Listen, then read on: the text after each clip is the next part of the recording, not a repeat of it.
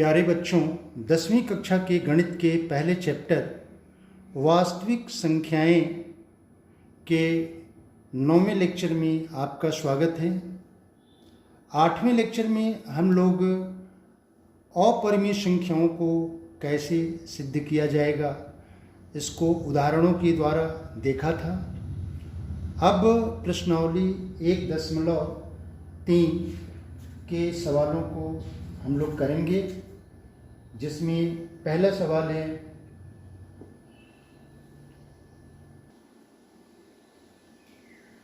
सिद्ध कीजिए कि करणी में 5 एक अपरिमेय संख्या है। तो इसको हम विरोधोक्ति नियम से करेंगे। विरोधोक्ति का मतलब ये हुआ कि यहाँ पे करणी में 5 आपको दिया हुआ है कि यह अपरिमेय संख्या है, और इसके ठीक उल्टा हम ये मानेंगे कि करणी में 5 एक परिमेय संख्या है। तो यहाँ पे लिखेंगे कि माना करणी में 5 एक परिमेय संख्या है। परिमेय संख्या है जो दिए गए के विपरीत है। जो दिए गए के विपरीत है। दिए गए के विपरीत है का मतलब कि दिया हुआ है क्या चीज़, करणी में 5 एक अपरिमेय संख्या है, तो हमने ये मान लिया इसके ठीक उल्टा कि करणी में 5 एक परिमेय संख्या है। अब जब करणी में 5 परिमेय संख्या होगा तो इसको हम a/b के रूप में लिख सकते हैं। अतः अब करणी में 5 बराबर a/b। करणी में 5 बराबर a/b, जहाँ a और b सहअभाज्य पूर्णांक हैं। जहाँ a और b सहअभाज्य पूर्णांक हैं, और ये b क्या होगा, b नॉट इक्वल टू 0। ठीक है। अब यहाँ पे ध्यान दीजिए, ये करणी में 5 बराबर a/b, यहाँ b भाग है, इधर जाएगा तो गुणा हो जाएगा, तो फिर ये हो जाएगा करणी में 5 इंटू b बराबर a। अब दोनों पक्षों का वर्ग कर दें, तो दोनों पक्षों का वर्ग करने पर, तो दोनों पक्षों का वर्ग करेंगे तो करणी में 5 का वर्ग 5 हो जाएगा, और b² और बराबर a²। ठीक है। अब ये इसको हम मान लेते हैं कि ये समीकरण नंबर 1 है। अब थोड़ा सा याद कीजिए कि मैंने आप लोगों को बताया था कि अगर p² a से विभाज्य a² से, ये प्रमेय ये था कि यदि p एक अभाज्य संख्या है, p एक अभाज्य संख्या है और यह p a² से विभाजित है, तो यह a से भी विभाजित होगा। ध्यान दीजिए, अगर p कोई अभाज्य संख्या है और यह p a² से विभाज्य है, तो यह p इसके वर्गमूल यानी कि a से भी विभाजित होगा। इसी प्रमेय को हम लोग यहाँ पे लगाएंगे। यहाँ पे ये a² बराबर कितना है, 5b²। तो इसका मतलब क्या हुआ कि 5 इस a² का एक गुणनखंड है, यानी कि 5 क्या होगा, 5 a² 5 से विभाज्य होगा। a² 5 से विभाज्य होगा, तो यहाँ पे हम लिखेंगे कि a² 5 से विभाज्य है। तो प्रमेय हमारा क्या कहता है कि अगर ए स्क्वायर 5 से विभाज्य है तो ए भी 5 से विभाज्य होगा। तो ए भी 5 से विभाज्य, ए भी 5 से विभाज्य होगा। अब इसको आप एक स्टेटमेंट मान लीजिए ए। अब अगर यह ए 5 से विभाज्य है तो इसका मतलब क्या हुआ कि ए का अगर गुणनखंड करेंगे तो उसमें एक गुणनखंड 5 आएगा। तब हम इस ए को क्या लिख सकते हैं, ए बराबर हो जाएगा 5 यम, जहाँ यम एक पूर्णांक है, जहाँ यम एक पूर्णांक है, जहाँ यम एक पूर्णांक है। ठीक है। अब इस ए के मान को हम उठा के समीकरण 1 में रख दें तो ए बराबर 5m समीकरण 1 में रखने पर ए बराबर 5m समीकरण 1 में रखने पर, तो जब 1 में रखेंगे तो कितना हो जाएगा, 5b स्क्वायर बराबर ए के स्थान पर 5m, तो 5m का वर्ग हो जाएगा। फिर ये कितना होगा, ये हो जाएगा 5 पचम 25, तो 25 यम स्क्वायर, 25 यम स्क्वायर, 25 यम स्क्वायर, और इधर हो जाएगा 5b स्क्वायर। 5 से ये कटेगा, 5 पचम 25, अब यहाँ से हो जाएगा ये b स्क्वायर बराबर 5 यम स्क्वायर। तो b स्क्वायर बराबर 5 यम स्क्वायर, ये हमको क्या बताता है कि यह b स्क्वायर का एक गुणनखंड 5 है। इसका मतलब क्या हुआ कि यह b स्क्वायर इस 5 से विभाज्य होगा। तो यहाँ से ये हो जाएगा, this implies that b square 5 से विभाज्य है, b स्क्वायर 5 से विभाज्य है। अगर b स्क्वायर 5 से विभाज्य है तो b भी क्या होगा, 5 से विभाज्य होगा। तो दिस इम्प्लाइज दैट b भी 5 से विभाज्य होगा। इसको हम दूसरा स्टेटमेंट मान ले रहे हैं। अब स्टेटमेंट ए और स्टेटमेंट बी, इसको बी कह दें। ए और बी में हम देखें कि ए, यहाँ पे ए 5 से विभाज्य है और बी भी 5 से विभाज्य है, जबकि हम लोगों ने यहाँ पे क्या माना है कि ए और बी सअभाज्य पूर्णांक हैं। तो सअभाज्य पूर्णांक का मतलब क्या हुआ कि ए और बी के गुणनखंडों में केवल एक ही क्या होगा, उभयनिष्ठ गुणनखंड होगा, जबकि इसमें एक के अतिरिक्त 5 भी आ रहा है। तो इसका मतलब क्या हुआ, इसका मतलब ये हुआ कि ए और बी सअभाज्य पूर्णांक नहीं है।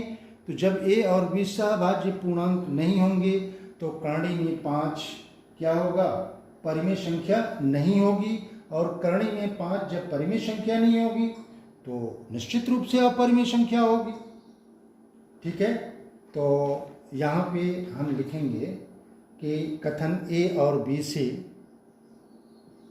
कथन ए और बी से, कथन ए और बी से ए तथा बी का एक उभयनिष्ठ गुणनखंड ए तथा बी का एक उभयनिष्ठ गुणनखंड, एक उभयनिष्ठ गुणनखंड, गुणनखंड क्या है, 5। ठीक है। तो अगर उभयनिष्ठ गुणनखंड एक के अतिरिक्त 5 आ गया तो इसका मतलब क्या हुआ कि ए और बी सअभाज्य पूर्णांक नहीं है। तो ए और बी सअभाज्य पूर्णांक नहीं है। अब जब ये सहभाज्य पूर्णांक नहीं होंगे तो करणी में 5 परिमेय संख्या नहीं होगी। तो दिस इम्प्लाइज दैट करणी में 5 एक परिमेय संख्या नहीं है, एक परिमेय संख्या नहीं है। अगर करणी में 5 परिमेय संख्या नहीं है तो इसका मतलब करणी में 5 एक अपरिमेय संख्या है।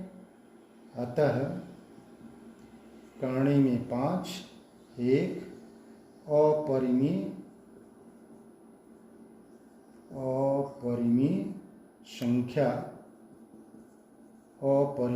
संख्या है और यही हमें प्रूव करना था।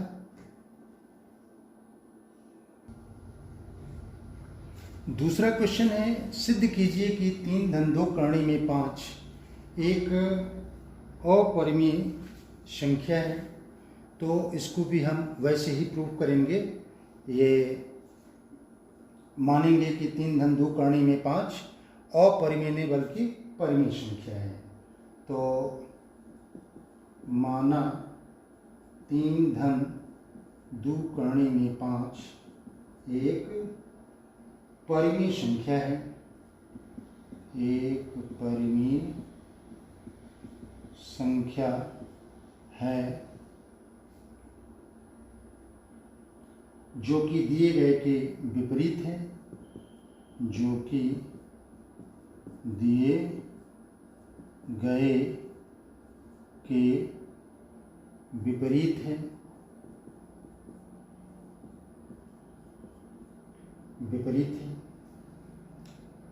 तो अब जब ये परिमेय संख्या है तो इसको a बटे b के रूप में लिख सकते हैं। तो इसलिए 3 धन 2 करणी में 5 बराबर a अपॉन b, जहाँ a और b सहअभाज्य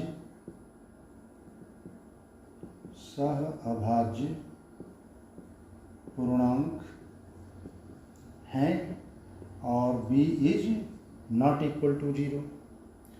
अब यहाँ से 3 को हम उधर पक्षांतर कर दें तो ये हो जाएगा 2 करणी में 5 बराबर a अपॉन b माइनस 3, और इसको जब सॉल्व करेंगे तो a minus 3b upon b, ये 2 करणी में 5 है तो 2 आएगा तो यहाँ पे क्या होगा, भाग हो जाएगा और इधर हो जाएगा करणी में 5। ये a है, a minus 3b upon 2b। अब यहाँ पे ध्यान दीजिए a और b ये दोनों पूर्णांक हैं। पूर्णांक, ये भी पूर्णांक, गुणा करेंगे तो पूर्णांक होगा, पूर्णांक में से पूर्णांक को घटाएंगे तो पूर्णांक मिलेगा, और नीचे भी पूर्णांक है। इसका मतलब क्या हुआ कि ये दाएं पक्ष का जो मान है, जो संख्या है, वो परिमेय संख्या होगी। अब ये परिमेय संख्या होगी तो फिर ये भी क्या होनी चाहिए, परिमेय। लेकिन करणी में 5 क्या है, करणी में 5 अपरिमेय संख्या है। तो यहाँ पे लिखेंगे कि क्योंकि a और b पूर्णांक हैं, क्योंकि a और b पूर्णांक हैं, इसलिए a माइनस 3b बटा 2b एक परिमेय संख्या होगी, एक परिमेय संख्या, एक परिमेय संख्या होगी। इसलिए करणी में 5 एक परिमेय संख्या होगी, 5 एक परिमेय संख्या होगी, जो कि असत्य है, जो कि असत्य है। असत्य क्यों है, क्योंकि करणी में 5 क्या है, अपरिमेय संख्या है। क्योंकि करणी में 5 एक अपरिमेय अपरिमेय संख्या है। अच्छा, ये ऐसा क्यों मिला? क्योंकि हमारी जो कल्पना थी वो गलत थी। इसका मतलब क्या हुआ? जो दिया हुआ है वही सही है। अतः हमारी कल्पना गलत है। अतः हमारी कल्पना गलत है, जिससे यह सिद्ध होता है कि जिससे यह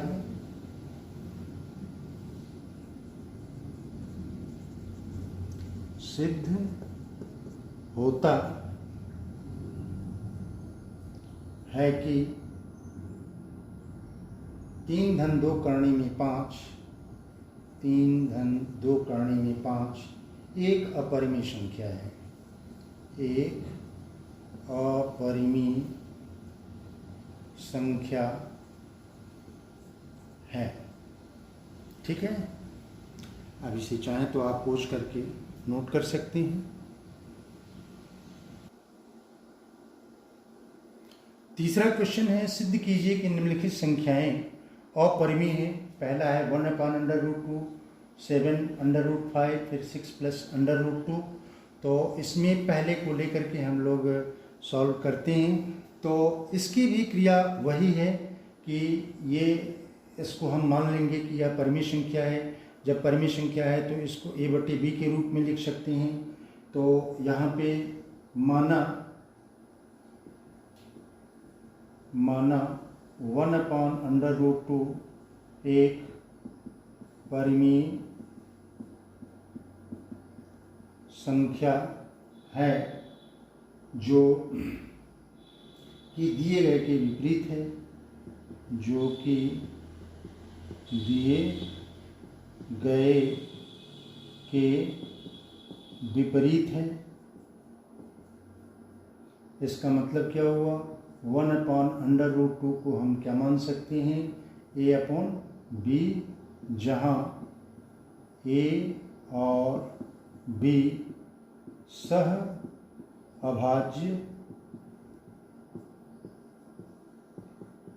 अभाज्य पूर्णांक हैं और b is not equal to 0। ठीक है, अब यहाँ पे हम तिर्यक अगर गुणा कर दें तो यहाँ से b बराबर हो जाएगा √2a। अब दोनों पक्षों का वर्ग कर दें तो दोनों पक्षों का वर्ग करने पर तो यहाँ से b² बराबर ये हो जाएगा 2a²। ये समीकरण नंबर 1 हो गया। यहाँ पे हम क्या देख रहे हैं कि b² का एक गुणनखंड 2 है। इसका मतलब क्या हुआ? इसका मतलब ये हुआ कि यह b² 2 से विभाज्य है। तो दिस इम्प्लाइज दैट b² संख्या 2 से विभाज्य है। 2 से विभाज्य है। अगर यह 2 से b² विभाज्य है तो b भी 2 से विभाज्य होगा।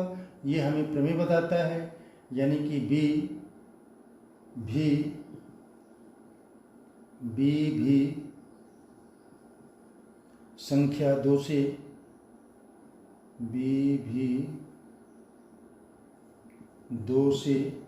विभाज्य होगा। 2 से विभाज्य होगा। अच्छा, b अगर 2 से विभाज्य है तो b का जो गुणनखंड है उसमें एक गुणनखंड 2 आना चाहिए। तो इसका मतलब ये हुआ कि b बराबर 2 × m, जहाँ m एक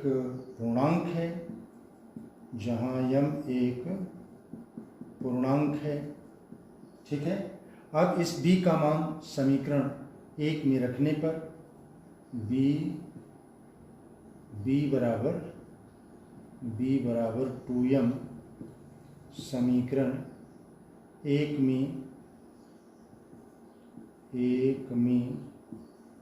रखने पर, अच्छा इसको हम स्टेटमेंट ए कह देते हैं। अब इसको समीकरण 1 में रखेंगे तो फिर ये कितना हो जाएगा, बी स्क्वायर के स्थान पर 2m का स्क्वायर बराबर 2a² और फिर ये कितना हो जाएगा 4m स्क्वायर बराबर 2a²। अब ये 2 से कट जाएगा, 2 दूनी 4, तो ये हो जाएगा 2m स्क्वायर बराबर a² या a² बराबर 2m स्क्वायर। ठीक है, तो a² बराबर 2m स्क्वायर ये क्या बता रहे हैं, यानी कि ये a² का एक गुणनखंड 2 है, तो 2 है, तो इसका मतलब क्या हुआ कि यह a² 2 से विभाज्य है। तो इसको यहाँ लिख लेते हैं, तो a² 2 से क्या होगा, a² संख्या 2 से विभाज्य है। तो अगर a² 2 से विभाज्य है तो a भी 2 से विभाज्य होगा, तो इसलिए a भी 2 से विभाज्य होगा। इसको हम स्टेटमेंट बी मान ले रहे हैं। ठीक है, अब यहाँ पे स्टेटमेंट 1 को देखिए कि b 2 से विभाज्य है और a भी 2 से विभाज्य है, तो यहाँ पे उभयनिष्ठ गुणनखंड 1 के अतिरिक्त 2 आ गया, तो 1 के अतिरिक्त 2 आ गया। इसका मतलब क्या हुआ कि a और b सहभाज्य संख्या नहीं रह जाएंगी। जब a और b सहभाज्य संख्या नहीं है तो इसका मतलब क्या हुआ, इसका मतलब ये हुआ कि 1/करणी में 2 परिमेय संख्या नहीं है। तो जब 1/करणी में 2 परिमेय संख्या नहीं होगी तो क्या होगा, अपरिमेय संख्या होगा। ठीक है, तो कथन a और b से, कथन a और b से a और b का, स्मॉल a और b का उभयनिष्ठ गुणनखंड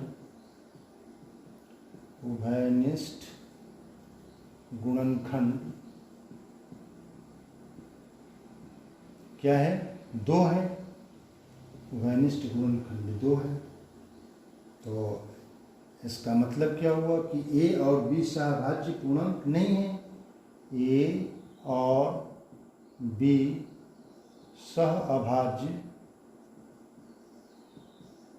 सहअभाज्य पूर्णांक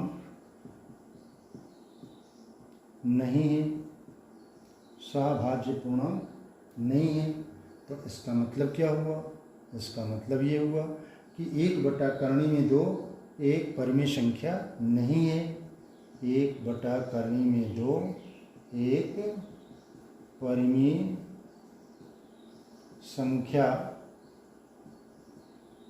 संख्या नहीं है। तो जब परिमेय संख्या नहीं है तो निश्चित रूप से ये क्या होगा, ये 1/करणी में 2 एक अपरिमेय संख्या होगी। ठीक है, तो दिस इम्प्लाइज दैट 1/करणी में 2 एक परिमेय संख्या है, 1/करणी में 2 एक परिमेय संख्या है, परिमेय नहीं, परिमेय नहीं,